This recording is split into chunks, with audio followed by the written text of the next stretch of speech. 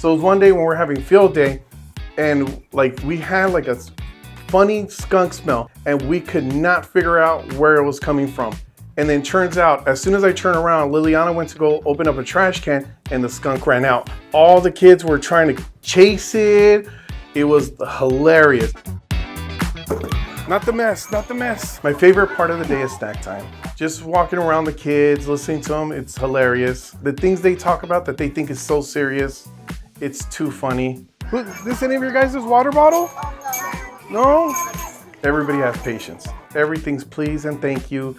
No one ever tells you, well, it's your job, do it. It's hilarious to see where, especially like seeing them from a kid and then growing up and like being here, seeing things change, like, oh my God, you're so lucky. When I was a kid, we didn't have that. It's just a great place to be.